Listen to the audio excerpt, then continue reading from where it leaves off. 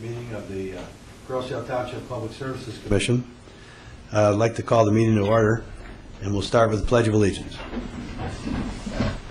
Pledge allegiance to the flag of the United States of America and to the republic for which it stands, one nation, under God, indivisible, with liberty and justice for all. Today is a significant day in the history of our country.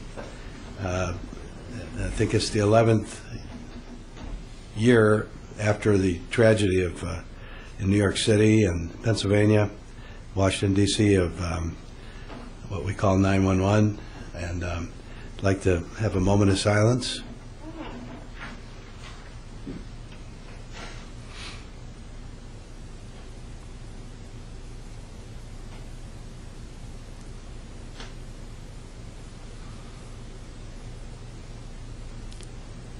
Thank you. Also, one Commissioner, Frank Kent, is under the weather. And Frank, if you're watching, we miss you and hope you have a quick recovery. I'd like to call the roll. Posiask? Present. Riley? Here. Frank Kent is excused. Budney? Here. Kennedy? Here. Benaz? Here. And Costick. So we have a quorum. The next item is to approve the agenda. I'd entertain a motion to approve the agenda. So moved. I think, okay, moved and supported that the agenda be approved, but I will say that earlier this evening before the meeting, the subcommittee reviewed the refuse proposals that we received September 6th, and we do have an update on refuse bids, but I think the Commission is ready to move with forward with an action item or recommendation to go forward to the Township Board for their meeting in what would be September 23rd? 24th. So it would be appropriate to, if we're going to add that item for action, that we do it now, amend the agenda under action items. Our Commission's recommendations are advisory in any event. Mr. Chairman, I'd like to make a motion that we add action item number 1 to the agenda. And it would be to recommend award of the refuse contract? That's correct. Any objection to that? We had a motion and a support. Second for that. All in favor of the amended agenda indicate by saying aye. Aye. Opposed? Motion passed. Now, next we have the minutes of the August 14th meeting, pages 2 through 9. You've had an opportunity to review those. Any comments? If not, I'd appreciate a motion to approve. So moved. Second. Moved and supported that the minutes of our August 14th meeting be approved as distributed. All in favor indicate by saying aye. Aye. Opposed? Motion. You abstained because you were not here. Okay. So the minutes are approved. And I would say, I talked to Lorinda. She's preparing very copious notes, very detailed notes, and we appreciate that, Lorinda.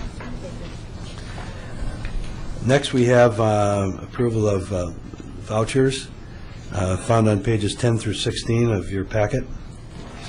Everyone's had an opportunity to review the vouchers. Any questions? Hearing none, I'd entertain a motion for approval. So moved. Second.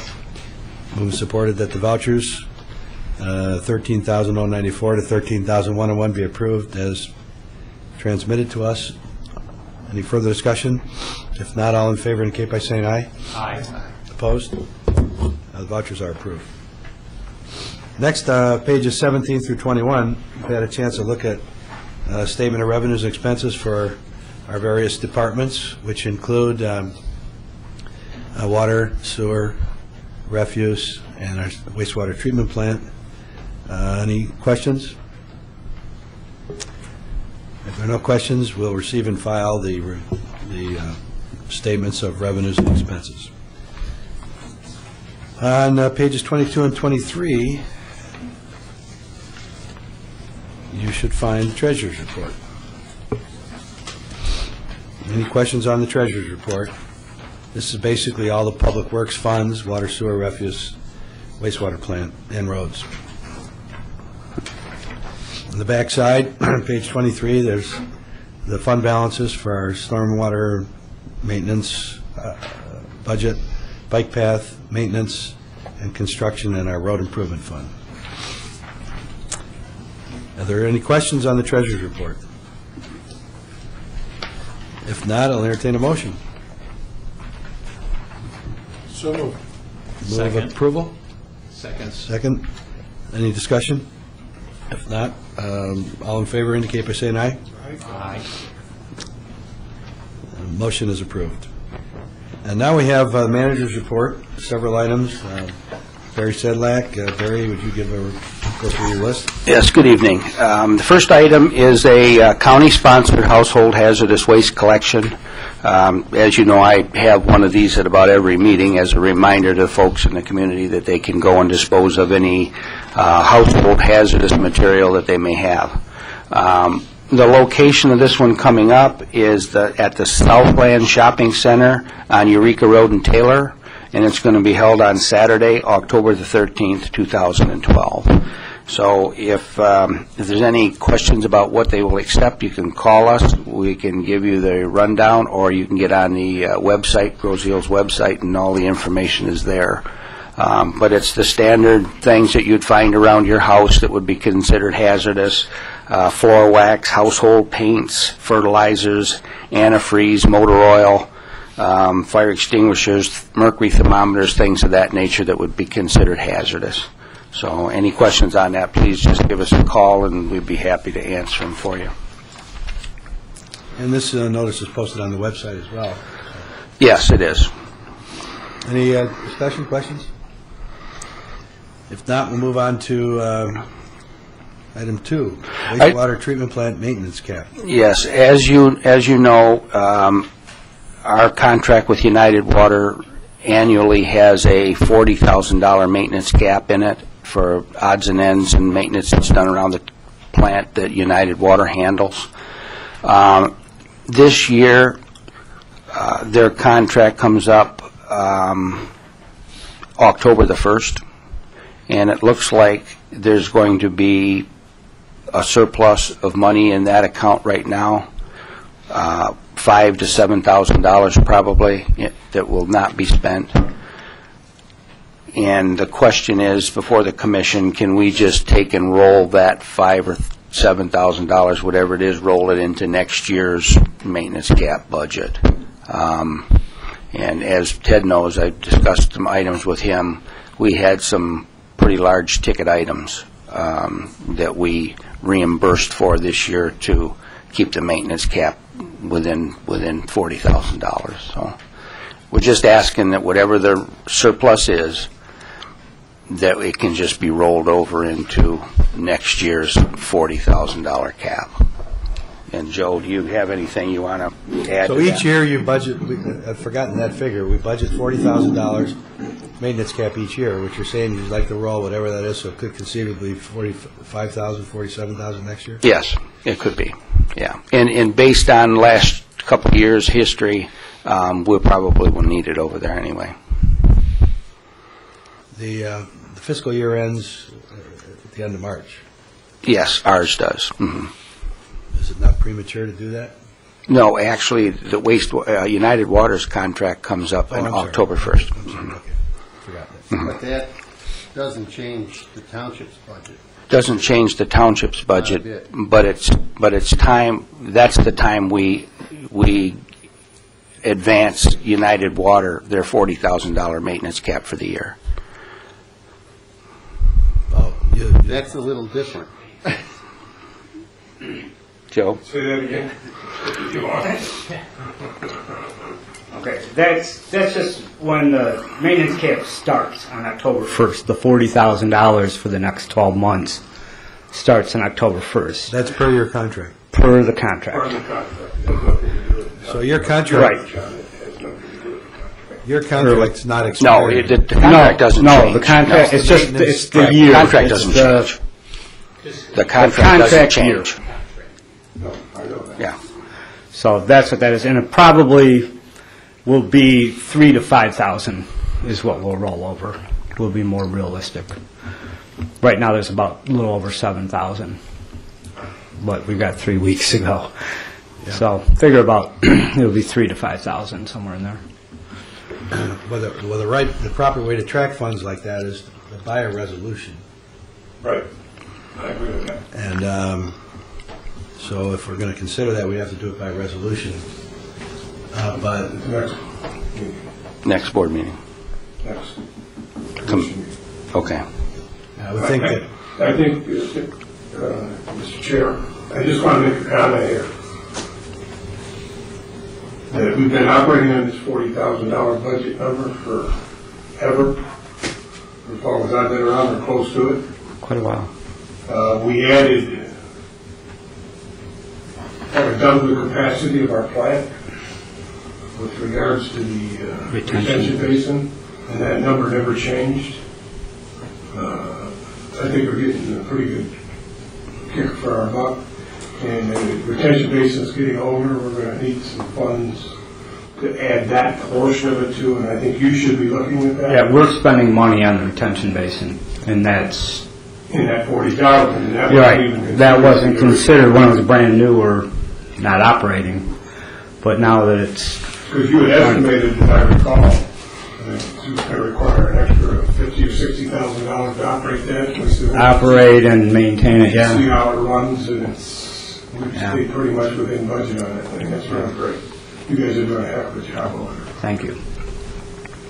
All right, so, and of course, the implication of what you're suggesting is that at budget time next year, we have to look at that figure when the township adopts its budget. And we can always do that, not the amount, if there's work planned.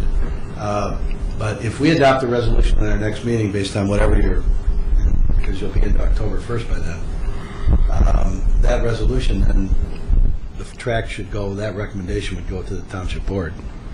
Right. And that way it would be picked up by the auditors and it would be automatically placed in that position. So you'll bring a report back with the exact amount I can do that. at our October meeting.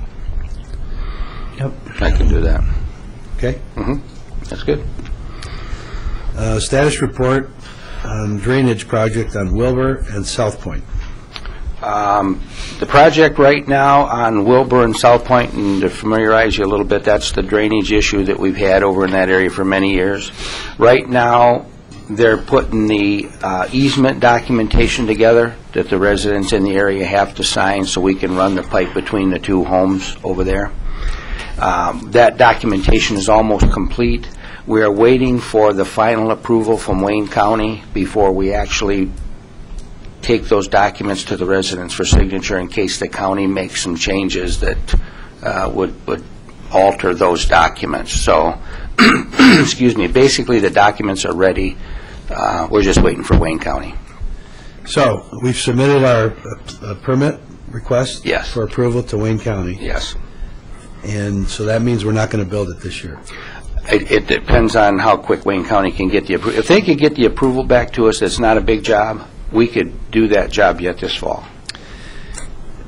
You know, again, we're going to be working in the rear yards of some homes. If we don't get it in time where the grass can catch, we probably should. I'm just talking here. It would seem to me we would eliminate a lot of problems if we just wait till next summer and do it then. I don't know how the rest of the commission feels. I hate to tear up those yards and then have mud out there for the whole winter. Yes, if that became the case, if the yards got too wet, we would not do it. If it stays fairly dry and we can go get the pipe in the ground, that's kind of ideal because it can settle over the winter, and then in the spring of the year we can go back and do the final cleanup, topsoil and seed. So you're right, it all depends on this fall's weather. Well, it sounds like in either case you're not going to get the grass restored. Probably not, yeah. How wide a swath is it through the backyards? It's at the very back of the rear yards of both blocks? It starts in the rear yards. The trench itself is probably be a couple feet wide. Well, that's all? And it's probably going to be 5 feet deep, so it's not a large excavation. All right, so we needn't worry. It's on the rear property line, too. It's in the rear property line, but where it does come out to Wilbur between two houses. So that's the documentation we're working on with the easements right now to get that document in place, because it comes out between the two houses, it crosses Wilbur, and we build a manhole over the storm sewer that's in driveway approach on the east side of Wilbur. Okay. Any questions? I just think that it might be a good idea to pursue it if we can, because if you do get the project done, you won't have the flooding in the mud in the spring. That's true. absolutely correct. I Yes, changed my, yes. given the small nature of the trench, I agree. Just so that there's several people in the audience, every April, the commission, we drive all the roads, and we look at drainage projects as well, and road repair projects. This and the next item on the agenda were a result of our review of some drainage issues throughout the township. If there's nothing more on that, Okay. Update on the Park Lane Elementary School drain. The Park Lane Elementary School drain, that went before the Township Board last night, and I believe, Ted, we got the approval to go out for bids. Correct. Okay, so that will be, we'll put that together and go out for bids. And that project is, if you know Park Lane Elementary School, it's on the south side of the building. It's a drain that over the years has become overgrown with dead trees, and the drain doesn't really exist. It doesn't drain the backfield stop area of the ball field used by the young children of our community. So the project there would propose to regrade that area, reestablish the drain, and then build a small sewer pipe, 100 foot or so, into a new catch basin on Park Lane that would drain that area. I attended the school board meeting in July, and at their study session in August, they agreed that they would participate in 20% of the cost, up to $10,000. So that project, we're going to submit permit requests there too, so that'll probably be done next year. Yes, yes. Item number 5, concrete repair program. Yes, status of the 2012 concrete repair program. We're wrapping that up, basically. By the end of this month, it'll probably be complete for this year. I don't have the list right in front of me, but the list that the commission put together for repairs has been done. We found, I think we're still working in the area of HCL, Jackson, and Canal. We've removed barricades and stuff along Canterbury. We're doing some work on Manchester yet, but by the end of the month, it'll be done. We've got some work. We're going to do a little bit of additional work on Hampton. When we were over there and replaced some slabs on Hampton, during the course of construction, we found that the opposing lane, the opposite half of the street, was deteriorated badly. And I talked to Bill and I talked to C.E. Raines, and we're going to add that portion for removal and replacement this year, because I was kind of afraid to leave it over the winter because there actually was chunks of concrete that were basically loose. So we're adding that to the contract. So that'll be replaced on Hampton. The other ones are pretty much as they were proposed by the commission. By what takes place on these, and the residents have been pretty cooperative when it comes to this type of work. We go in there, we tear a piece out, we pour it, and it has to set for 7 days typically before we can open it back up to traffic.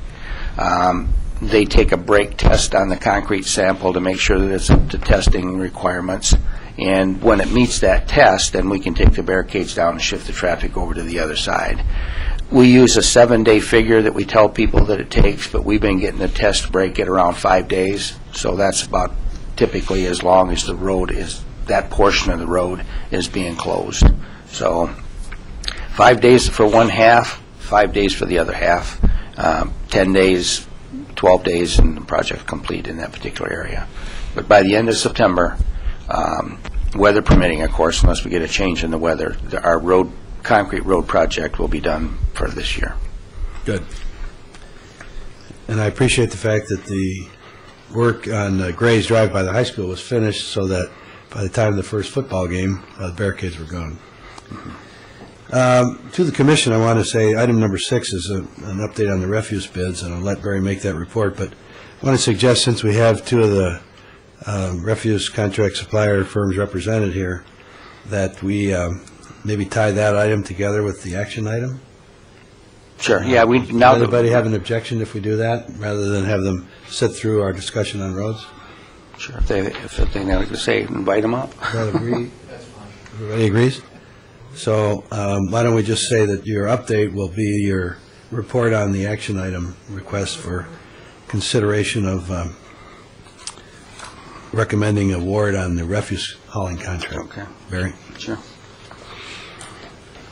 You want to do that now, rather than the discussion Yeah. items? Yeah. Okay. Moving the action item up in front of you. Yeah, so that we tie them together, and, you know, the people from Waste Management Republic are willing to, they're invited to stay if they wish, but they don't have to, once we get done.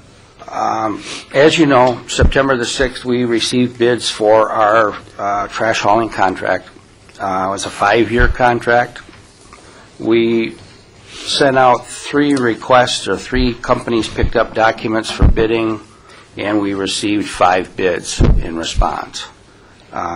You have the bid sheet in front of you, the tabulation sheet as it was read at the bid opening. And based on those numbers, Waste Management was the apparent low bidder. And then what we did after that is we took the bids, we tabulated them, and we come up with a spreadsheet that you have, that we furnished tonight to the subcommittee for review.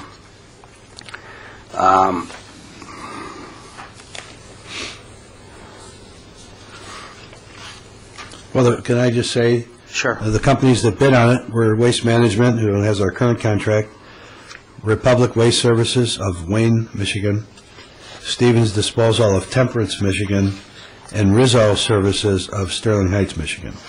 So we had 4 bids on our refuse hauling contract.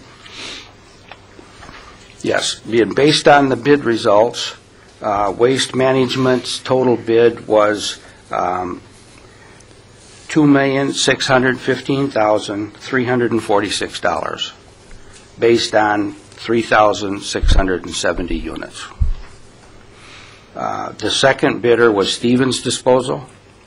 Their bid was $2,671,513.68, which left Waste Management in the neighborhood of about $58,000 under Stevens, which was the second bidder.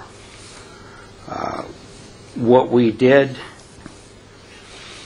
is, after we put this out for bid, we determined that the units that we bid were not correct. We talked to our software people, and we determined that the more correct number for the units would be like 3977.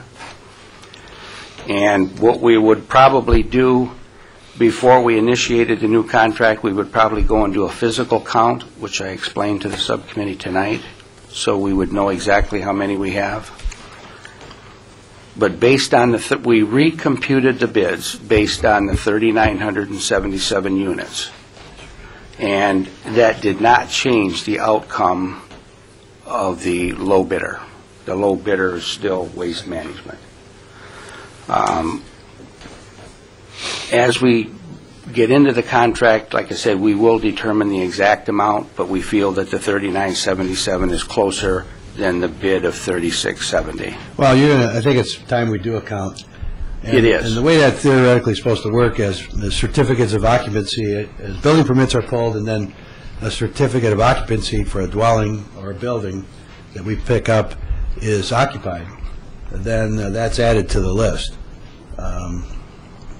I don't know how it got out of sync, but we haven't done a census on that in We haven't done a several physical years. count in quite a while. So the way that would be done is representative of our community, Yes. the township, and presumably Waste Management in this case, would drive the community and recount all of the homes that we do collect from and verify that figure. And so going forward, we'll have a brand-new figure to Yeah, work from. whatever that number It doesn't may be. change the outcome of the per-unit bid, Right. because it's based on number of units, and these are basically dwelling units. Yes, and like I say, we did a spreadsheet completely based on the 3,977 units, and like I say, Waste Management was still the low bidder. Waste Management and Republic both submitted alternate bids that we reviewed tonight.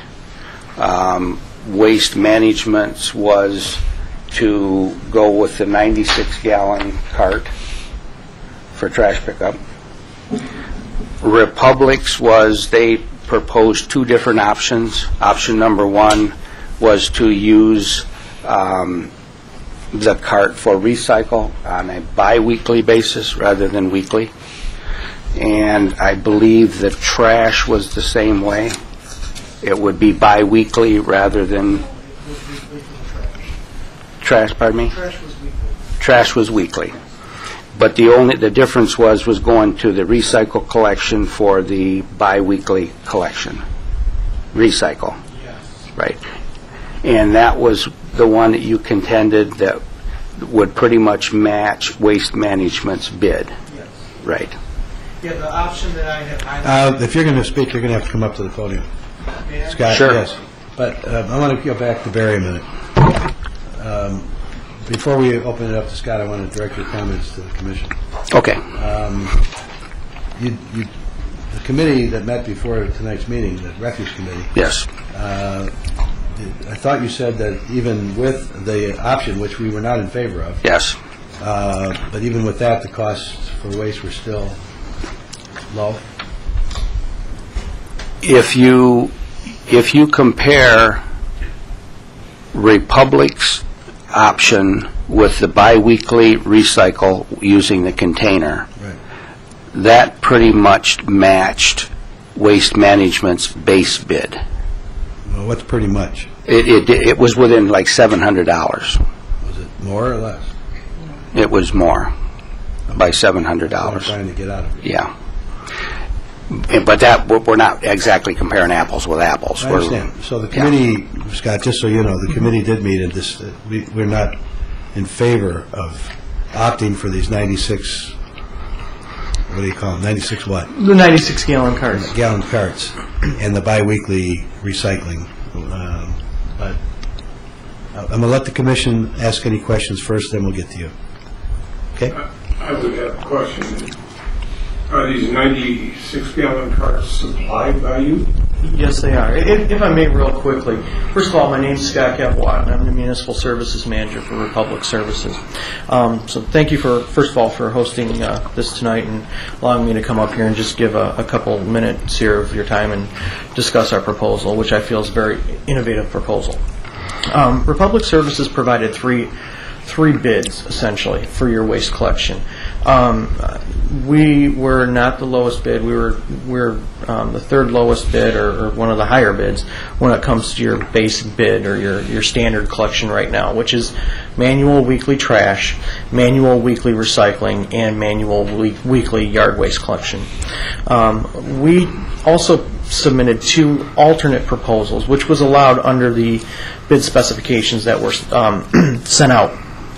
The first option was a lower cost than what we had originally bid. It was a cart for trash, weekly collection of trash, and it was a cart for recycling, and recycling would be picked up every other week. In that option, yard waste would not change at all. Our third, or our second alternate proposal, or our third bid, was the one that we're discussing tonight, and that would be manual collection of solid waste. So your solid waste would not change. Your yard waste would not change. However, we would provide you with a cart for recycling materials, and those materials would be picked up every other week. The difference overall over the 5 years between our bid and your lowest standard bid, which was Waste Management, was approximately $730. That being said, that's direct cost.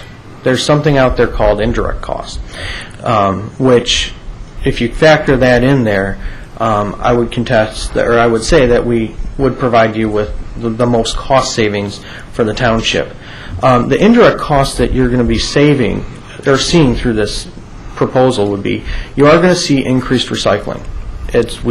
We've put carts out throughout southeast Michigan for recycling in many communities, Dearborn being one of them, Frenchtown Township being another one, Pittsfield Township being another one, City of Westland. In each scenario, recycling has skyrocketed under the CART program. In all of those scenarios, collection is every other week. So in trash, you're not going to see more materials being generated on recycling and not on the trash side. What we're going to be doing is robbing from Peter to pay Paul. So the materials that typically would have been thrown away in the trash would now be diverted from the landfills to the recycling cart where it would be recycled. The cost savings to the township would be that since the township pays for the refuse bill separately, and my figure was based on approximately $17 per ton at the landfill. I'm not sure if that's really correct. I was looking at, let's see, I was looking at approximately 300 tons.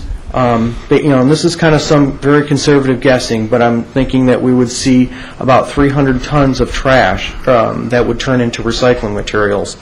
If you multiply that at 300 ton, or at $17 per ton, we're looking at roughly about $5,200 a year, or roughly $25,000 over the 5 years that we would be saving the township. Of course, I can't put an exact cost on that because I can't tell you what.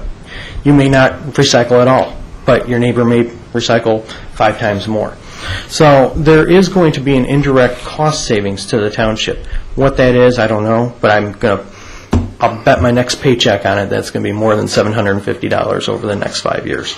So that's where we basically stand. So I guess if there's any questions based on our proposal at that point, I'm here. Okay, thank you. Back to the commission. You all have had a chance to get an explanation of things. I don't know if there's any other input. What question? I'll just make a comment. We've looked at the large trash containers. A couple of the things that we've considered is with a large trash container, we've got tremendously long driveways. We've got an aging population. And the last time we looked at it, we just felt as a commission that probably was not the way to go with these large containers. Secondly, to compare Rosefield to Dearborn or any other community, Rosefield is pretty conscientious about its recycle. I don't know that there would be that much of a difference between the two because we have a big program here to recycle, and people participate pretty well. And I guess the last thing I would say to the commission is I've been very satisfied from my standpoint, and from the DPS management standpoint, at the lack of problems with waste management. And I don't know that a $700 number would be enough to make me change my mind at this point. Well, just to be clear, I think I understood the $700 that we know of was still higher than the waste management. It is. It is. So it's the speculative $5,000 that you're thinking Yeah, you've thrown out. But I guess my only thing with it is we'd have to change out all our refuse containers to the community too then. Well, Republic, under our proposal, we would provide the refuse containers. If size is and I did put this in our proposal, so I don't have any problem saying this, if size is a problem with a resident, we'll work with the resident. If they need a smaller cart, we'll work with them on that. Yes, I did cite Dearborn, and I also cited Pittsfield Township, and the one I did not cite is Rochester Hills. Rochester Hills and Pittsfield Township are two very, they're higher-end communities. I mean, they do have some very, demanding residents, as every community does. But they also have some bigger driveways, and that's just on the recycling side. We have some homes in Commerce Township and things that they do have longer driveways. Trash and recycling is not a cookie-cutter business. Believe it or not, it's not a cookie-cutter business. I've been in it for almost 20 years now, so I do realize that. And there was a point in time where I was in the public sector, so I do understand the concerns. I do understand the concerns from elected officials as well as our public constituents. But that being said, we're going to work, if we're awarded the contract under this option. We're going to work with your residents. We're going to provide an education program. We're going to do what it takes to make this a successful program in Grosse Ile. I want to see it a successful program in Grosse Ile just because I live right across the river. So I do live down here, and I have friends on the island, so I do want to see this. I want every one of my programs a success. Scott, we do appreciate you coming here, and we appreciate you firm bidding on it. One thing through this process, it's nice to know that we had 3 firms who bid all within 10% of each other for the size of the refuse hauling contract. In fact, 2 of the firms were within $50,000 of each other. So over a 5-year period, that's $10,000 a year on a contract that's worth a little over $500,000 a year. So that's about a 1% variance. So unless there's any questions of Scott at this point, thank you. And chance to be fair, I'm going to ask Mr. Grieve if you wanted to come up to the podium. But I do have a question. Thank you very much. Thank you. Just one thing I want to clear up with Scott right away, first off. But basically, Scott, one of the major differences in your option is that we would have to go to bi-weekly recycle collection. It is. It's an alternate proposal. It is not apples and oranges, and I make no qualm about that. It is not apples and oranges. So. I want to acknowledge, I think, Barry, you figured out that from today's current contract that we have with Waste Management, the price that we are being proposed is 2% less, 2-point-some percent less? Yes, basically, yes. Than what we have. Would you like to address the commission, Mr. Reevy? I'll be brief. Good evening, Pat Greavy from Waste Management, and thank you for your consideration of our proposal and the proposals submitted. As you know, we will continue to work hard, and each week we come on your island, earn your trust to keep us here. Our proposal, as indicated, is lower than the existing contract price. We're interested in your business, and we wanted to keep it, and we were willing to compete for it to get there. All of the service will remain as is, including your weekly recycle program, which, as the gentleman stated, is currently very robust. As you see if you drive around the island, a lot more than I do. You know, it's about 90 to close to 95% set-out rate, 2-3 bins at some homes.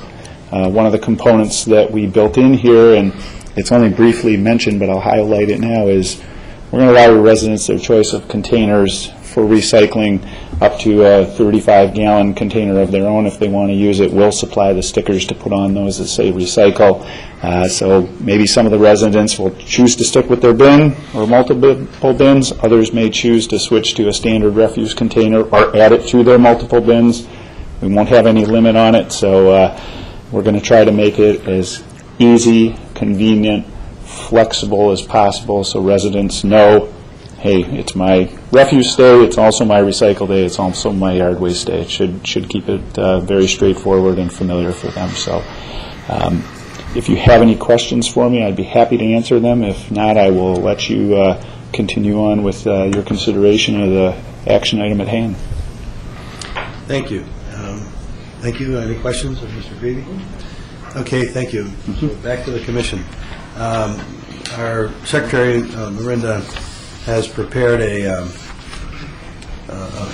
motion for us to consider, and it would be a motion to recommend to the Township Board to award a refuse hauling contract to, we have to fill in the blank, Waste Management, in this case, would be the lowest bidder in the amount of, and we'd fill in that blank, for a total contract price to collect and dispose of solid waste for a 5-year period starting November 15th, 2012. What's your pleasure? I want to say we've had a subcommittee of 3 members of this commission that began meeting 5 months ago on this, looked at our current contract, had the attorney review our current contract, and looked at the bid documents. We advertised this to firms we knew of. There were actually 5 firms. We received only 4 bids, but 5 firms took out the bid specs. So, did you make that as a motion, or did you just read it? I just read it. Okay. So you're looking for somebody to make a motion? Yes. Is that what you're looking to do? Unless there's further discussion. I will make that motion as read. Want to take a minute and read it since people are here? Motion is to recommend that the Township Board to award refuse hauling contract to Waste Management, lowest bidder, to collect and dispose of solid waste for a 5-year period starting November 15, 2012. Would you like to see a little history? 5 bids for refuse collection and disposal were received on September 6, 2012. Refuse Committee met and reviewed these bids. Waste Management was the lowest bidder.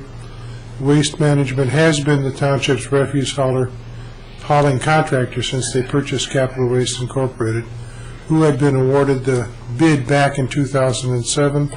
Our customer complaints are almost non-existent since they have been collecting and disposing of the Township's refuse. We have a motion read. Their support. Okay, we'll open it up for discussion. You got a question? Would you like to plug in the amounts Yes. based on the projected number of units? Right. You can actually do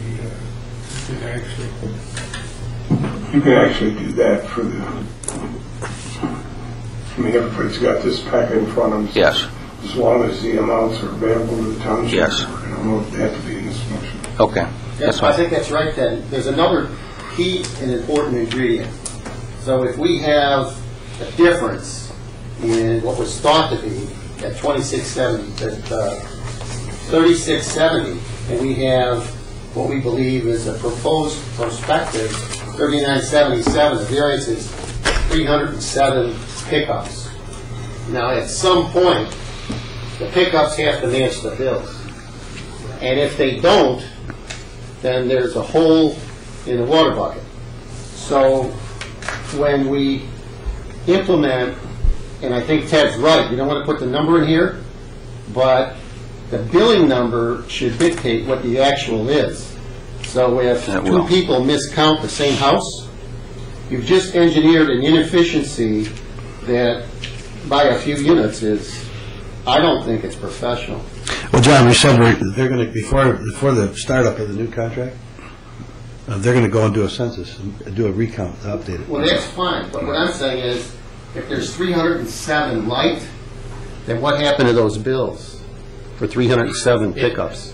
Well, what happened was we have BSNA system, software system, and when we went into that system to prepare this document, the number that BSNA's computer program spit out to us was 3670. So that's the number we plugged into the contract for bidding purposes. How many bills do we send out on a 3-month basis? Do we send out? Right around 4,000. Well, it's going to be an exact number. It will be, but what I'm saying is right now, off the top of my head, it's in the neighborhood of 4,000, or the 3977 is probably the accurate number. So what you're saying is that we're actually today, under the old contract, we're actually receiving payment for every single pickup place on the island.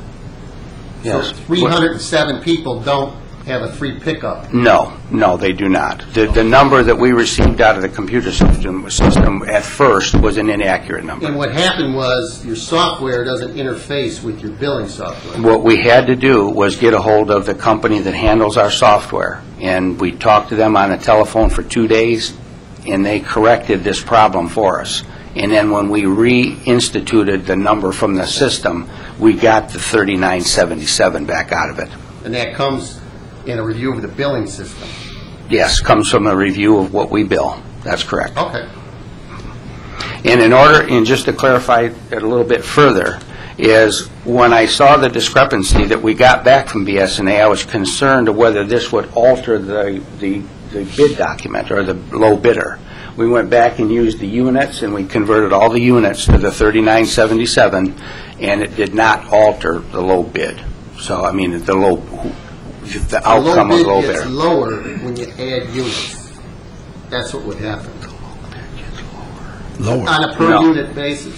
No. The bid is per unit. So no, but it's bid per unit. It doesn't make any difference whether you have 100 or 500. okay, if the low bidder is charging a nickel, and the next highest bidder is charging 6 cents, then the difference is a savings of a penny times 307. That's right. That's what the difference is. That's right. So it gets better. That's all right.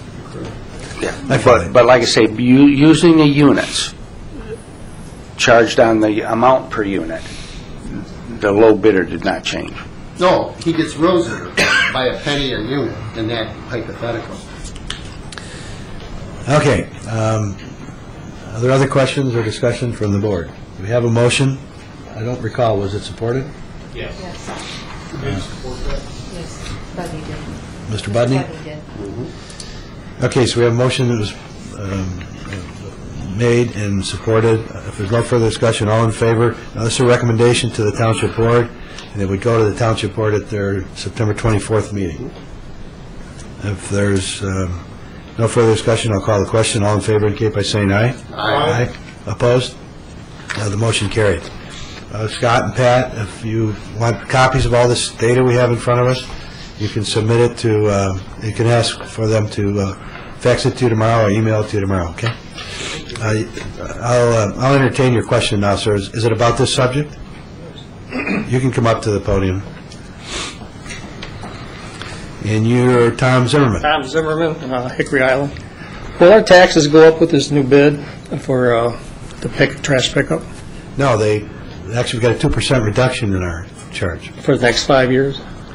Yes. But it's a billed cost, it's not a tax at all. It comes on your On my water bill, it shows that I get Yeah, it's taxed on your on water, this. it's on your water bill. Yeah, but it's it- not tax. Well, I know it's a service that we Big pay. difference. Okay, so it's a service, would that go up or down? It should go down.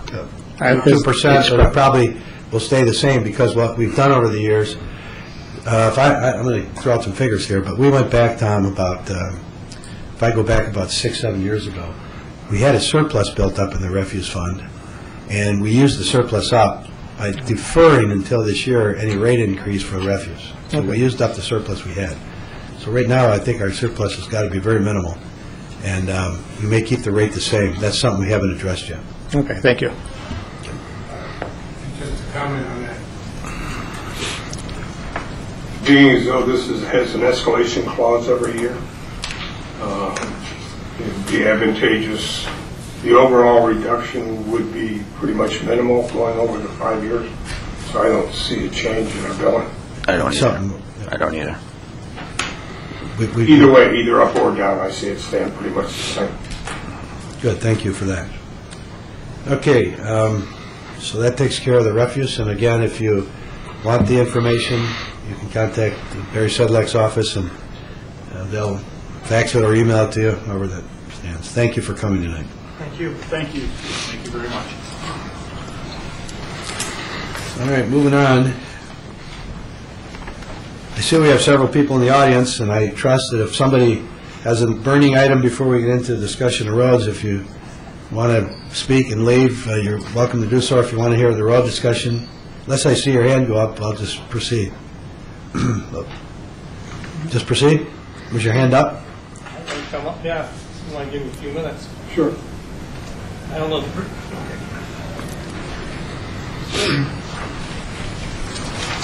Tom Zimmerman from Hickory Island. I got a question. We were brought up. We do a harvesting out here in Gibraltar Bay, and we were expecting, like the last 2 years, to have a loader down there to help us with the seaweed cutting, so we could get the piles off the seaplane pad and get it out of the way for the search and rescue area. And this year, Barry come up to me and said that we are no longer have use of the backhoe loader, which he never told us until we finally got our machine to start work this year. And he told me that he's not giving it to us anymore because we used it for the last 2 years for 3 to 4 weeks of the year. And he said that we poked a hole in the back tire and it cost him $700. I don't know, they drove it up to us on the seaplane pad and the tires were great. When it left, the tires were great. I don't know how he came up and said that we poked a hole in the tire. If it was our fault or not, maybe it was just, he thinks we did. I don't know if it was a perfect, if we did or not. There was 3 people using the machine. One was from the township that used the machine over there, Bill Kane from Gibraltar, and myself. All we did was pull that machine down that ramp, load it up, and dump it in a dump truck, which is about 30 feet away. That's all that machine did. And this year we weren't allowed to use this machine. Well, last year we loaded probably 200 to 300 loads on that seaplane pad. This year we got 30 because we didn't have a loader. I have pictures here showing what we've done this year. You guys just have that. My question is, I heard that there's a loader that's not in service right now over at the airport somewhere, and it wasn't fixed it was supposed to be fixed this winter, and they never got to it. And I'd like to know if we could get that loader fixed over the winter so we could use it for the 2 to 3 or 4 weeks that we use it for clean up Gibraltar Bay, which is very important to the residents and the boaters and the fishermen over there, because we got to get that water flow through there. And as you can see, all we do is cut a 50-foot wide cut, about 3,500 foot, down the center of Gibraltar Bay to get that water moving so it doesn't become stagnant, mosquitoes, and all this other West Nile that we have these problems with, so we're all worried about that. And we need a loader. That loader cut our production dramatically this year from 300 to 30 because we couldn't have a loader because of a tire. Because of a tire. 9% reduction. Yes. Now it's fine. Maybe we did poke a hole in the tire. There was an accident. $700, he said. Well, we had $1,500 budget from Chief Murdoch because we cut his area for safety and rescue over there, and he gives us $1,500 a year for his budget to help pay for the parts or whatever, or the guy from Gibraltar, the loader guy, paid him $30 an hour, and we only used $750 of the $1,500 last year. If Barry would have came up to me last year and said, look, the tire was busted or whatever, we still had $750 that Chief Murdoch had that he never gave out. He only used $750. He had another $750 in his pocket, well, not his pocket, but in the budget. They could have paid for that tire and everything, and we could have used it again this year. But nobody mentioned it to us last year that it was even broken or even flat. So we only knew about it until we had to use it this year. And that's what my only complaint was, why did you come up when we needed it and say we can't have it anymore since we used it for the last 2 years? So my question is, can we get this loader that's not being used and it's down right now, could we get it repaired for this winter and be able to use it for next year? And that's my question, because everybody, all us volunteers over in Gibraltar Bay would love to have it. What we did we did that in 1 month. We could have done that in 3 days. Okay. One thing, you're talking about the loader that the airport has. Yes. I'm talking about any loader. If we could get a loader, that's our whole problem. You need to talk to the airport manager regarding that loader. And he owns that? They own that? And who takes care of the loader? The airport. And if it breaks, who takes care of it? The airport. Do they have maintenance people? Yes. Okay. So they'll have to talk to them about it, right? Yeah, Mr. Jones, I believe. Yeah.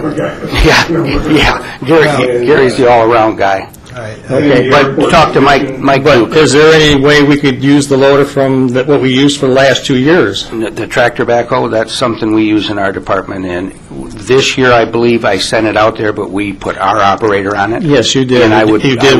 We got it picked up once a day, 3 loads, and then we couldn't do any more until the following day, if he came that day and when he did. So it was a tough situation for us. We worked our butt off to try to get that as much as we could until it was time to give it back to Gibraltar. Right. So it was a tough call. So I haven't heard of this before, so I have a lot of questions. that's why I'm here.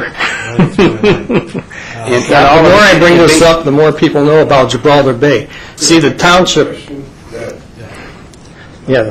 authorized the Groseal Nature and Land Conservancy to plant this vegetation in our bay. It has gone wild now after 10 years, and we're trying to clean it up. So it's the township to okay them to plant it, so now we're trying to ask the township some way, somehow, if we can help clean it up. Tom, and my question to you is, who's we? Who are you? Me and the people on Miso Island and Hickory Island, the people that are on Gibraltar Bay. All the residents? Correct. All the residents of Hickory and Miso? And Miso Island, correct. This is the lotus lily problem? Lotus, and they planted a 200-foot sock down at the other end with wild rice and that's growing out, and you can see it in there. It's all green, what used to be all water. So, but we're trying to just, if we could get one loader, I don't know how we can get a loader, maybe just on a weekend, for the whole weekend or 3 days, I could have had that all done. So Even if we could pay, How long have we been doing this? this would be the third year for the loader. It's been cut 4 years. Probably the third year. Oh, so you recently started that? Yes, 4 years. That's when we found the cutter from Wayne County. They let us use it. Is this loader being used and operated by someone who's not a township employee? Yes. Yes. That was Bill Kane from Gibraltar. He's an operator over there. And as we did it, Wally, the way we did it this year is we provided the loader down there with our operator. Right. And that's the way we provided it this year. But you can see, Pardon me? With our operator. yeah, with your with township's operator. But before we had the loader, and it was such a great thing. And we tried to get, and if we knew we weren't going to have a loader last year, we could have worked all winter trying to get one, but he just come up and told there, he said, you can't have a loader this year. Don't say I just came up with it. I never heard from you until you walked up to the counter and talked to me one day and asked me about the loader. So don't make it like we've been corresponding with each other and I declined you. Well, I didn't know we weren't going to have the loader until that time. Well, I didn't know you wanted one until you walked up to the counter. Well, we had one for the last 2 years. That's why I kind of expected we were going to have it. That's my reason. Number one, I love your volunteers. Number one. Okay. Don't misunderstand what I'm saying. All right. I also understand that when we as a township or an entity of any sort take a piece of our equipment and put somebody on it who's not employed and insured, Okay. We face a certain amount of liability. And We signed waivers for that. I haven't seen any. Well, We did. We all signed waivers that were not, township not liable for any of our Mr. actions. Sedlock's equipment, he says he didn't see that waiver. Oh, we do. Or We all that signed, offer. waivers. But you know, this is something where we have too casual a communication and too late a communication. Right. So let's learn a little bit from this and figure out a solution. I think we need to figure out a solution. Well, we could get Gary on overtime and get, well, Chief Murdoch will not give a budget this year of $1,500. He took it away from us. So if we could have had that, yes, we could have had Gary Jones. A tight time in the township, Mr. Zimmerman, it is. So we're cutting his safety and rescue area. So, there you go. Why does he take that away when we were cutting his area? So, I don't know either. I am new. I know to they're this tight, problem. but he had that nice parking lot just repaved over there at the fire department. That must have cost a fortune. Probably a So, budget item. we're talking $1,500 a year. We ain't talking $15,000 now. We're talking $1,500 a year. So. Again, these are townships move at ponderous speed. Well, I already know that. It took us 8 years to get the cutter. Yeah, well, yeah, it's. That was through Wayne County. I appreciate your volunteerism, but I don't think that anything's being done here in malice. I think it's No.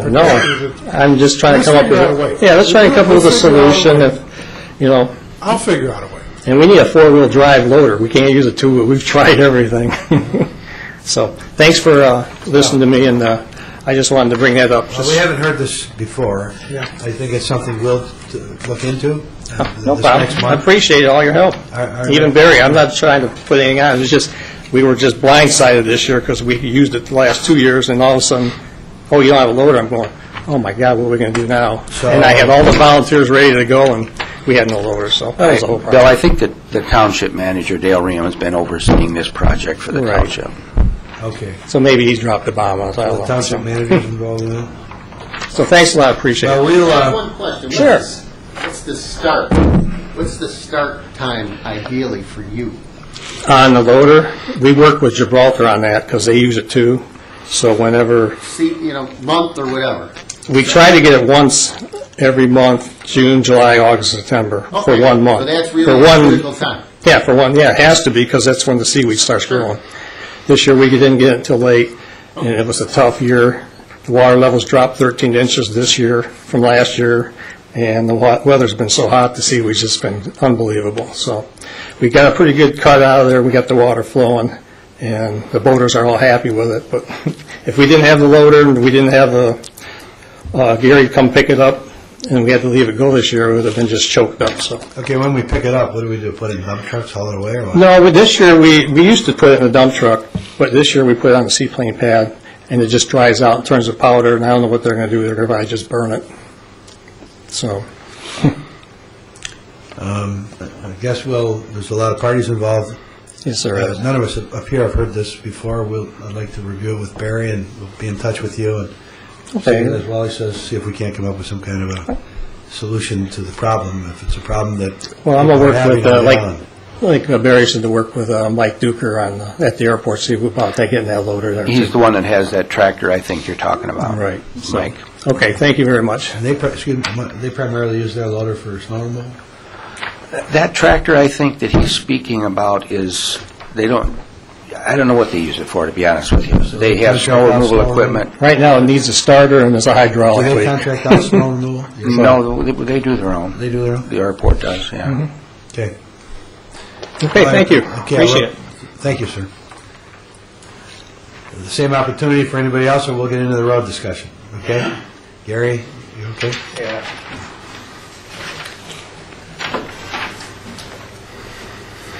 You're not getting any sympathy. Take that stone out of your shoe. I'm a year away from knee replacement, I'm told. Gary Bailey, Island Drive. I live in the Jewel Colony subdivision. We have 8 fire hydrants in that subdivision, not counting the 2 on Meridian. 6 of the 8 are tagged as hazardous, do not operate, and they're dated November 2011, approximately 10 months. In my travel, not making a detailed survey, similar situation in Horsemill, Ferry, East River, West River, etc., pretty much all over. Can somebody tell me what those tags are for? Yep, I can tell you exactly. And we had a fire earlier this summer. Was Duncan not allowed to use that fire hydrant? Those tags that you are seeing are winterization tags. The only thing that tells us is that fire hydrant has been winterized. So you'll see that tag change in a couple months from 2011 to 2012 when we go around and pump them and make sure that they're free of water. That hydrant is totally operable. It says don't operate. The tag says hazard. Do not operate. That tag, I'm almost certain, is a winterization tag. I'll look at them. Well, it does say winterization, but I mean, that's from last November, and you're saying now they're good? We do the winterization every fall, starting this time of the year. In fact, the advertisement went out in the paper. It's probably coming out this Friday, about us going around flushing hydrants and winterizing them. Every time we winterize a hydrant, every year, we tag it and says that hydrant's been winterized. Don't use it without letting us know that you have, otherwise it'll freeze over the winter. That's all that tag's for. And we leave the tags on all year long now? Yeah. If you don't use the hydrant, there's no harm. Well, he'll go look at it. And I'll look at the tag. I don't know if we have a supply of tags or not, but We do. We have 800 of them that we're going to start putting on this month. All right. New ones. I don't know what the wording on it is. Well, I mean, the wording is very troublesome to people in the neighborhood. You know, It says unoperable. Do not operate. do not operate is a good instruction. Sometimes folks like to turn on a fire hydrant and make a sprinkler for the kids. I hear you. And if he doesn't know about that, and that hydrant manages to fill up, and he doesn't know it was operated, It's going to freeze. it could freeze. Yeah, I agree with you. I don't have, I mean, Maybe the wording on the tag's wrong. I understand your question. But the sympathy that I'm looking for. no, that's fine. I'm just, Barry, you'll go look at those hydrants. Yeah. they were speaking of. yeah, I'll take maybe a look at the tag. We've been using the same tag for years, and All right. maybe it's just the wording that needs revision. it could be. All right, thank you. Appreciate it. Thank you, Gary. Good seeing you, Gary. All right, now we're on the roads. Okay.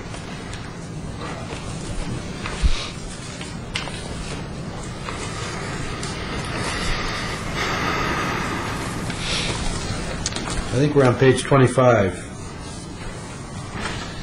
Page 25 and 26.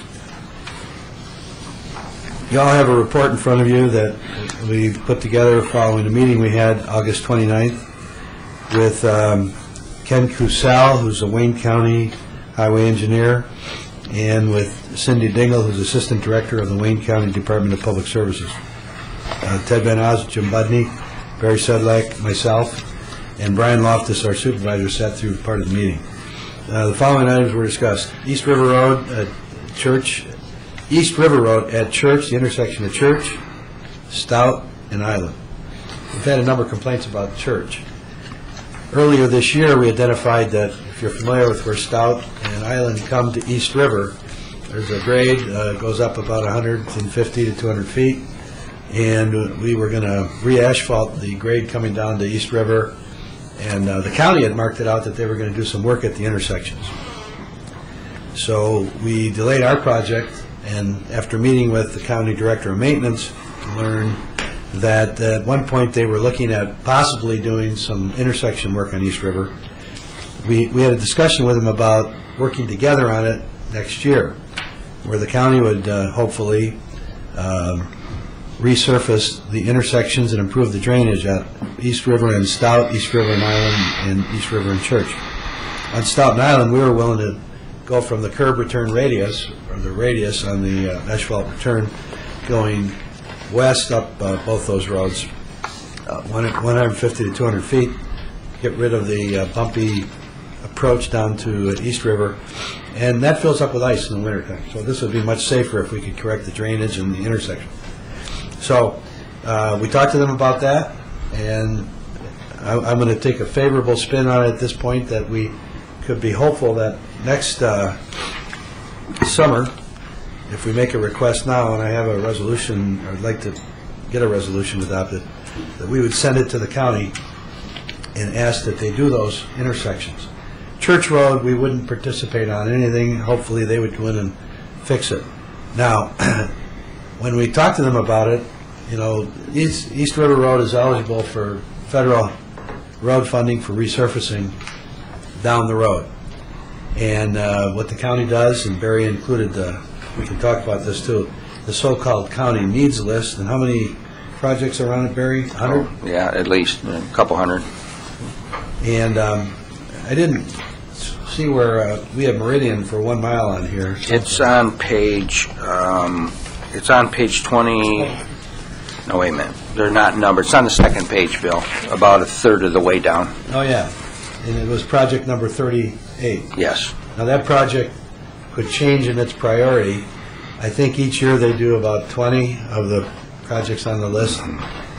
And we're competing with sections of road, 7 Mile Road in Livonia, Toledo Road in Melvindale, Tireman Road, Warren Road, Mack Avenue, Baseline Road, Pennsylvania, Schaefer, Merriman, Middlebelt. The point is, roads that have a heck of a lot more traffic. We got Van Horn on here, Wyoming, Eureka, Sheldon, compared to our little East River Road. So whether East River will ever get to the top, that they could do anything with it or not, is very questionable. It's not even on the list right now. East River's not. Meridian is on number 38 between Lowry and Island Drive. That's the section basically in the vicinity of Ferry and East River, which is in bad shape. So, main point of this discussion, this item is we want to keep pushing for the intersection improvements on East River at Church, Stout, and Island. And hopefully we can work something out together. So, unless I hear an objection, we're going to keep pushing for that. We also asked the county, any discussion on that? Okay. On item number 2, we talked about Jefferson at Grosse Hill Parkway. You know, as we leave the county bridge and we hit all the bumps on Jefferson and the drainage problems there. So the township questioned the schedule for resurfacing the intersection at Grosse Hill Parkway to the county bridge. The answer, there is no timetable. The project was or is on the 2014 county needs list, 2014, but it's unknown if there'll be funding available at that time. 10% of the improvement of Jefferson and Grosse Hill Parkway cost would have to come from the city of Trenton. The project is not listed on the Wayne County Transportation Improvement Program. So they know there's a need there, and they know that it's bad, but right now it's not programmed for any improvement. We found that out. So I guess we'll have to keep pushing for that. And as we go forward in the next 6 months or so, Ted, to you, and maybe some of the other trustees, maybe we need to have a joint meeting with some officials from Trenton about it someday and talk, see if there's a willingness to push it up. We can't spend township money off of our island, so the road is in bad shape, our entranceway. Another question, item number 3 came up some years ago, probably before the bridge, our bridge was updated, the county bridge, which was 5-6 years ago. There was an allocation of federal earmarked money through the Highway Trust Fund. This is all federal money, of $3.2 million that was once planned to determine replacement options for the county bridge and to do an analysis on the structural deterioration of the county bridge. $3.2 million. That was programmed several years ago.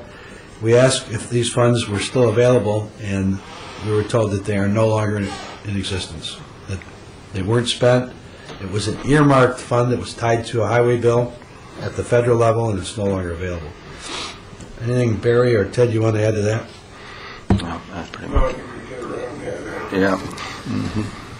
The next item we discussed were federal aid eligible roads. Basically, the roads that are on the federal aid list that involve the township: Grosse Hill Parkway, Meridian, and East River.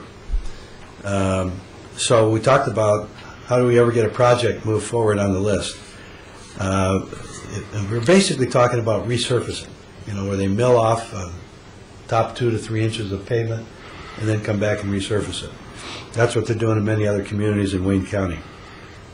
So we're not on any list. We're not on a priority list. We don't have the traffic volumes. Our roads aren't bad enough. We don't have the accidents. Thank God we don't have the accidents. So we ran into a roadblock there, but at least we asked the question. And someday, hopefully, we'll see some of these roads eligible for some resurfacing funds. Another project we brought up was Church Road between East River and Meridian. If you frequent that road, you know that it's in very bad shape. It's essentially the pavement's failed, and in many areas it's really broken up. This commission has driven Church Road every year. It's been on our priority list, but to repair the road, it's at least a $1.2 million project. The water main is 65 years old underneath the road, and the road needs to be widened at least 2 feet. More desirable would be 4 feet. After some discussion about this commission needs to begin discussions, and this is my own thinking. Maybe we ought to talk about where we want to widen it, maybe off one side, maybe off 2 feet off both sides, come up with a plan, maybe fix the drainage on one side and widen it off one side, try to do as economically as possible, but rebuild the road. Maybe we need to come up with a proposal 2 years from now, but we got to start working on it, to go to the voters and say, will you approve a bond issue to rebuild Church Road? Now, we have 2 churches on Church Road, the Lutheran Church at Meridian and the Catholic Church. More importantly, we have Park Lane Elementary School. The road is heavily used, and it's an issue that we've got to move on. Now, nothing we're proposing doing will meet any standards that Wayne County has.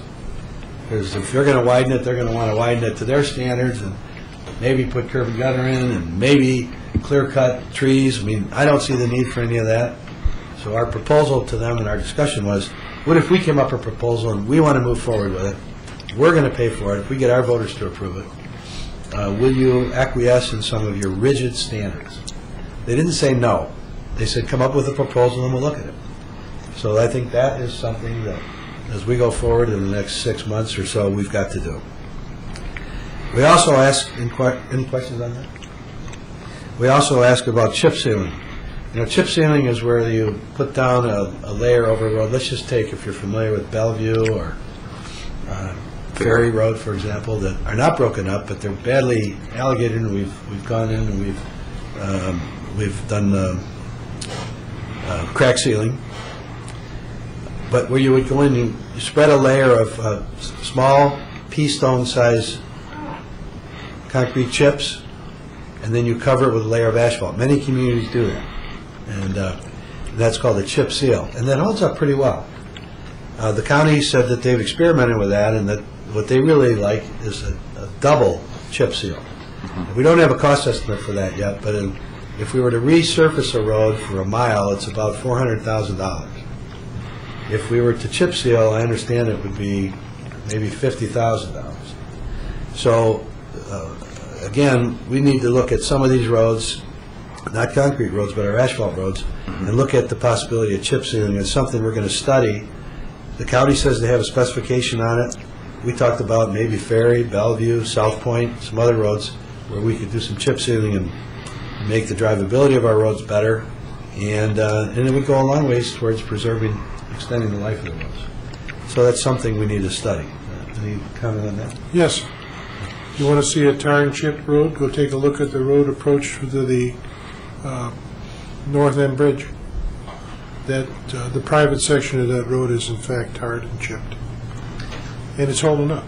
You mean from the toll bridge to Jefferson? To the island? No, from the island side to the beginning of the Grosse Ile Toll Bridge. Well, that was chip seal? Yeah. It's an Ohio. In Ohio, a lot of roads are done tar and chip, and it's a real budget extender for the state. And they're a nice riding road. Mm-hmm. They're a durable road. They're not real slippery. There's a lot to it. But in the heydays of Wayne County, they were kind of turning their nose up at that Ohio solution. And you're not paying now. It's time for you to listen to our solution. And I think that's a solution. I like tar and chip. Well, Barry tells me also, and it really dresses up the road, and Barry tells me that they use it a lot in Monroe County. Monroe County uses a lot of it. My road's from chipped Ohio up. down there. All the roads out my way are. Yeah. Where? What county, Joe?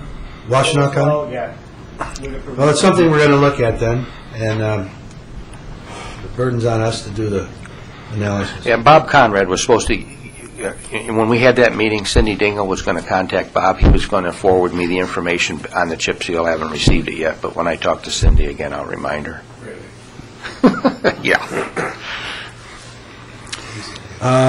Anything else on that? If not, Phil? One comment on tar and chip. They use it extensively in western New York. In fact, some of the roads for 15, 20 years have not been resurfaced. They just use some tar and chip. The only downfall I see to it is when they first do it, there's a residue of the chips that get in the intersection and are on the side, and it takes usually 2 to 3 weeks for it to get settled into where you have a nice smooth road. But they've used it extensively over there, and it's very nice roads. Something we need to look at. Item number 7 on our report is LaSalle Court. LaSalle Court is off Park Lane, and there's 10 residences on it. The road is in failed condition. It's a concrete road. It needs to be reconstructed. So all of the other work we do throughout the township, we repair joints, maybe replace a slab, maybe replace a catch basin, but we don't reconstruct streets with the limited funding we have. So we talked about that. The county has said that their finances are in such bad shape. Now, they've said this for the last several years. They will not spend any money on neighborhood streets to reconstruct them. They'll continue to patch them, fill the potholes, and correct anything that's unsafe, but they are not reconstructing local roads anywhere in the county. So the burden falls on us. So this is another issue. As far as we're concerned, we put money away this year towards the eventual reconstruction of it. We've been talking to those residents for years. We've got to try to find more money and then talk to the residents about finding more money to come up with a solution. So I would like to see us tackle some of these issues like LaSalle Court, and maybe we should form a road subcommittee that in the next 30 days could meet and come back with some recommendations on a few of these things. And the last item is item 8, county road funding.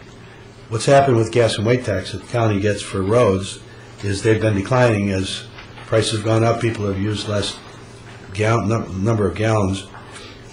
And what the county told us this year is they're budgeting 3% less revenue in 2013 than in 2012 from the Michigan gas and vehicle weight tax. So that's what they use to support their road activities. The accumulated revenue reduction since 2000 is over 15%. So they've had a reduction since the year 2000 of over 15% in their funding for roads. We know that they've cut their staff back considerably for maintenance, and they're hard-pressed to match federal dollars in some cases. So there's a number of issues here. This is our report. What's your pleasure? I would participate in any subcommittee on roads. Anybody else? I have some strong feelings about this.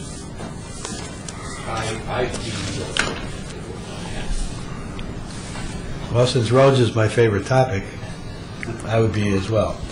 So with that, why don't we form a subcommittee on roads, and we'll come back with a report and recommendations at our next meeting.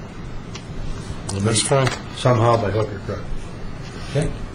Where is Hook and Crook? Is that By hook or Harrisburg? crook, we'll meet, okay? Okay, Barry? That's fine. Any other comments on roads? Is that it? That's it. We'll come back, this item number 2, a resolution requesting resurfacing on East River at Church Island and Stout. We don't have a resolution in front of us tonight. What I want to do is prepare a formal resolution, strongly worded, and maybe the subcommittee can bring that back at our next meeting.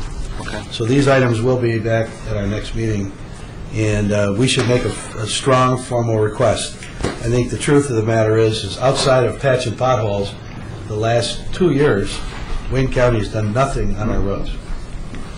And we just can't keep being ignored, so. Okay? With that, we'll open it up to the public, I guess. Is there anything else anybody wants to add? Sneeze. Mr. Dornbush? Not as bad. I don't need a knee replacement. I guess I don't know what I need. Chuck Dornbush, 9948 Hawthorne Glen Drive. On the chip seal, does that also go on top of concrete? No. No. Well, I haven't seen it. No, it's just that. It's got to go. It goes on top of asphalt. Yeah. Yes. Because they put it. Yeah. That's. I've never seen it on concrete. Okay. That was a question. That's it. Thank you for participating today. Sir, you're set through our meeting. Do you have anything to... You're just an observer? Just watching. Thank you for being here. With that, we'll go around I don't have any additional report. I gave it on the roads. Commissioners' reports. We'll go Phil Kennedy? Nothing. Jim Buddy? Yes, sir. Just a comment, something I want the commission to be aware of. I was over at the wastewater treatment plant last week, just observing where we were going to put in the new sprockets and chains and those things. But I had a discussion with Joe about the facility, and it came to my attention that there's a number of systems over there that are in need of repair. The boiler, which Ted, you talked about to us earlier, is one thing that needs it. The HVAC system, there's various parts of it, if I'm correct, they have various parts of it that aren't functioning or aren't functioning properly. And then in where the boiler room was, and we have a lot of equipment, it was pointed out to me that there is some gases or something seeping into that room, and it's turning all the copper black. So you can, not only is it affecting our wiring, and pipes, etc. You can imagine that it might also be having an effect on our employees and their health. I just want the commission to know that, and I think we should take whatever steps we need to do to get our systems up and running, and to take care of potential health problems that we could be going on over there. We have a nice facility, and it certainly serves us well, but if we don't maintain it properly and we let things slide, first of all, we may save a little in the short run by not doing something, but in the long run it costs us more. So I think we need to look into those things. Thank you. We bid a lot of these things out about 5 or 6 years ago. The bids were way over any estimate. They were well over $500,000. So we backed off some of it. maybe the bidding climate's better now. In fact, I recall we only had 2 bids 5, 6 years ago. I know Ted's been working on the boiler. You want to give us an update on that, Ted? Other than I'm working on it.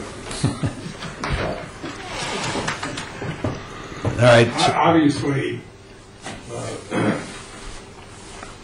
we probably are in a position here where maybe we ought to, Joe's obviously a little bit unhappy with what's going on over there, so maybe we could ask Mr. Budney to step up and take over the oversight of the plant. Sounds like a good idea to me. Well, whatever. You're certainly. Obviously, you come out of the HV stuff that is different than you're telling me. So, so anyway, I think that I agree with Mr. Budney if he feels that the plant is in deterioration status, and you feel the same way. Then somebody from this commission should be assigned to look after the plant. Well, we've had problems getting contractors to bid on various things, and I think we all know that. Yeah. Well, you know, we've had HVAC problems pretty much on and off all summer. I mean, you know, that's been a kind of an ongoing issue. The HVAC problems that we had this summer, and Joe and I had this discussion, the first 2 times it couldn't be fixed. We needed new coils, and then all of a sudden, voila, it's fixed. Now, I'm not saying there's not something wrong with it, but obviously maybe the guy working on it was what was wrong with it the first couple of times, because last time he fixed it. I mean, they're like elbows, you know, excuses are like elbows. Everybody's got 2 of them. So, I mean, we can take this as far as you want. If you want to put $750,000 into this plan, we should start budgeting it now, because that's what it's going to take to do the upgrade. We've already got the engineering study out and move forward. Right. We did take bids, like Bill said, probably about 5 years ago. And I think the estimate at the time from the engineer was around $380. No, I think it was more than that with the boiler. No, well, I can look it up and see, but I thought the estimate was around $380 that I recalled, and then when we took bids, they came in at about $500,000. Oh, I see what you're saying. Yeah, yeah, I think that's, well, the number was $500,000 that I remember. We received 2 bids, and they were within $20,000 or $30,000 of each other, and they were right around the $500,000 mark. Yeah. But you want to earmark these to replace them? The position we took when it was $500,000, the position that we took at that time was, as they fail, we will replace.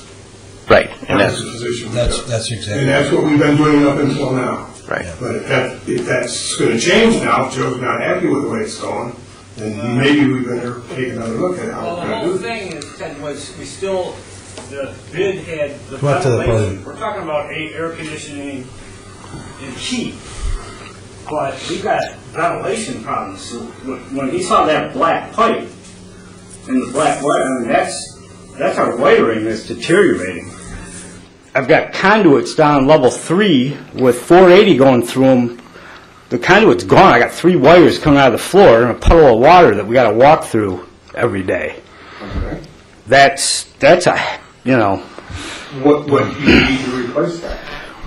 Well, we're probably going to have to get an electrician or somebody who does, I don't know if that's a mechanical contractor kind of job, but the ventilation is kind of key to this whole thing. And there's all the different... How many ventilators or ventilator pieces of equipment are down over there? Probably just a couple of fans, but I think some of it was undersized in that engineering was to bring the bigger stuff in. Okay. All right. Jim, it's yours. Fix it. Thanks, Ted. Well, I don't think that's where we wanted to go with this, but... No, in fact, Ted's been working on the boiler, and right. Ted is from that business. Field. So I would hope you continue. Listen, we're stepping into areas where we've made a decision, we've decided that we would replace as they fail. You're now coming up with a story that's totally different than what I've been told up until now. So we need to get one person in charge here, one person running it. Jim wants to get involved with this, he's more than welcome to do that. Well, we need to make some repairs, and I do recall that we were talking about splitting this stuff up. And some of it's been done. Tackling We've things replaced a one at a time. couple, the emergency ventilation fan, that was a, $10,000 chunk of it. The fan for the bleach room's been replaced. The emergency vent fan, that's been replaced, so that's another part of it. But the big stuff, the steam coils that are leaking, they're still, we haven't moved forward with that. The steam coils have to do with the boiler? Yes.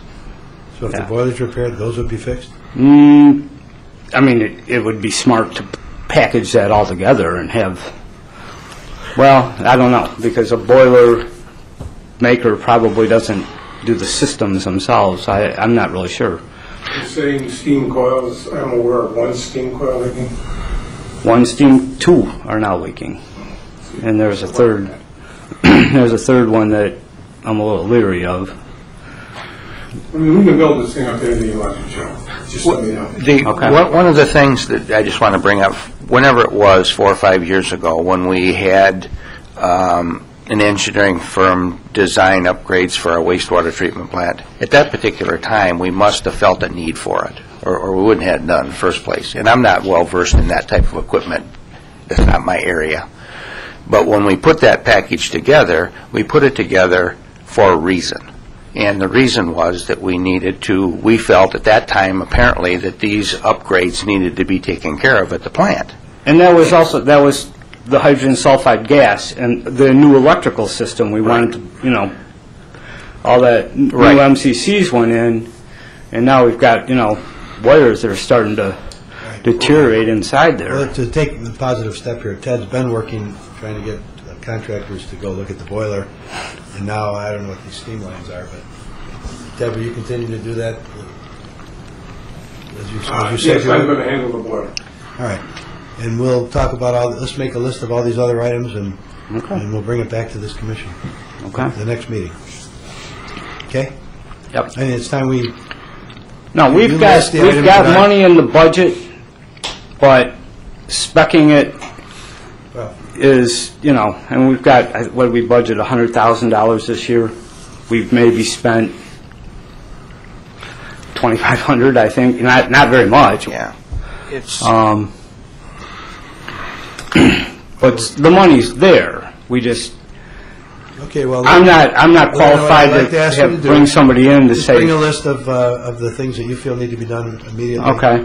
To the commission, and assuming that Ted's going to continue with the boiler, we'll entertain that at our next meeting. Get some direction to it and try to figure out the best way to go. Okay. With some of it, maybe some of it is so specialized we get 2 or 3 contractors to come look at it, give us their best proposal. We run from there rather than spending $10,000 to write a spec.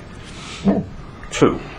I mean, we tried to pull it out of the specs that we had. It may be a good time also to revisit that original proposal we put together in bid. And just take out the stuff that we've already replaced. Take out the stuff we've replaced. I know that proposal was fashioned in such a way that it's in 2 sections. It's 2 separate sections. One is the RBC building, and then the other is a control building. In the control building. So it is right now in 2 sections. If we could review it, and like Joe says, if some of the stuff that we've replaced, we could remove from it, see what's left, and determine a way to proceed, maybe to get it fixed, get it taken care of. Just a suggestion. Well, we could try anything.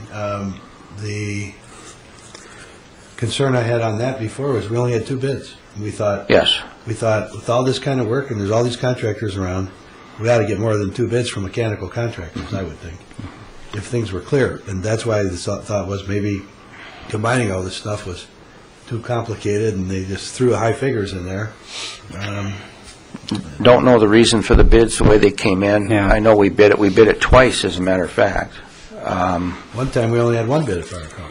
I forget. I have to go back and look in my folder, It came in specified by ERTEC, and as a contractor, I couldn't read the bid. That was the problem with the bid. Was that the first time? Yeah.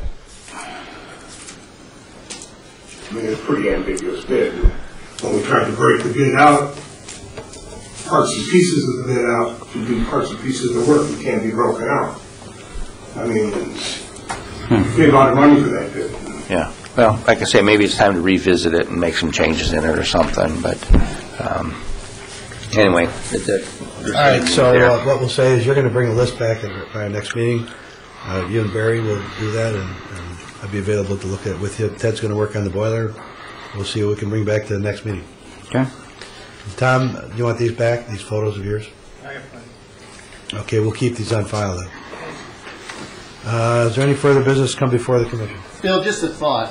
While driving west at this time of year, the sun sets much lower in the sky. It's an extremely dangerous time for driving westerly or for passengers, or strike that, or for pedestrians or bicyclists. So take an extra moment of caution when you're driving both on the island and off the island. And I'm reminded of that by the fact that Mrs. Anderson died years ago on horse milk, and I think it was either in late August or early September. So you really need to watch it right now, and that's everybody. Thank you. All right, very good, thank you. Any other sage comments? If not, I'll entertain a motion to adjourn the meeting. So moved. Support? Okay, moved and supported. All in favor say aye. Aye. Meeting's adjourned.